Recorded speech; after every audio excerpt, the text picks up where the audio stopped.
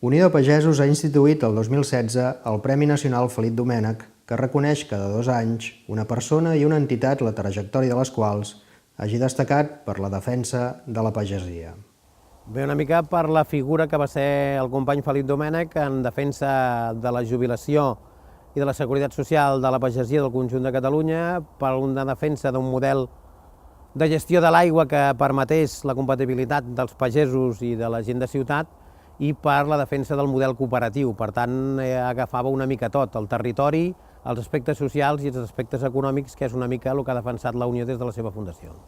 Felip Domènech va ser pal de paller del sindicalisme des del període prefundacional d'Unió de Pagesos a la clandestinitat, és a dir, ja abans del 1974, fins als darrers moments de la seva vida, al setembre del 2013. La Unió per mi és una qüestió, més que un sindicat, és una qüestió personal. He fet d'això una qüestió personal. Tant és així que jo m'he pogut presentar 2 vegades almenys, que se sàpiga, una com a senador i una com a encapçalant la llista d'un partit determinat de Lleida, no ho he fet mai, ho he deixat tot per la Unió, i jo suposo que si he aportat alguna cosa, honestetat. Vull dir, mira que és una paraula molt ampulosa, no? Vull dir, intentar ser el referent de la gent i la imatge de la gent i no trair mai a ningú, i donar la cara per tothom.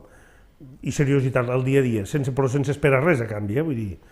El llegat més sindicalista del Felip era un gran lluitador, fins a la mort, radical, però amb arguments sòlids i respectat per totes les parts sempre.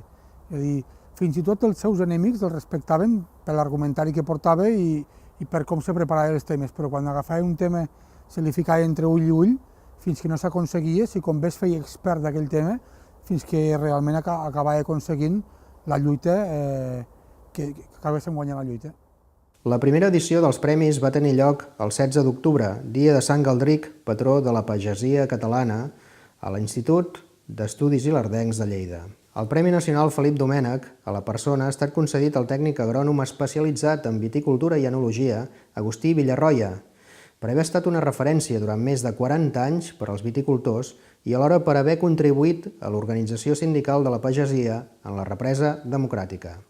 Jo em sembla que és important que el tècnic o l'equip tècnic pugui estar molt en contacte amb la realitat quotidiana, dia a dia del pagès, perquè, de lo contrari, és difícil donar bons consells i consells que siguin rentables econòmicament, etc. Tot això és una mica difícil si es fa des de lluny. El primer premi a l'entitat ha recaigut en el Parc Agrari del Baix Llobregat, consorci que durant 20 anys ha vetllat per consolidar la pagesia professional en un territori metropolità. Aquest espai de protecció de l'activitat agrària ha esdevingut un model estudiat per altres països. Normalment els espais agrícoles no tenen projecte propi, no? És el no urbanitzable, l'espai lliure, l'espai obert. De fet, una de les característiques del projecte del Parc Agrari és precisament donar-li la volta, dir que els espais agraris, sobretot els metropolitans, tenen prou identitat com perquè sigui un projecte propi, sorgit, a més, en aquest cas, del propi sector.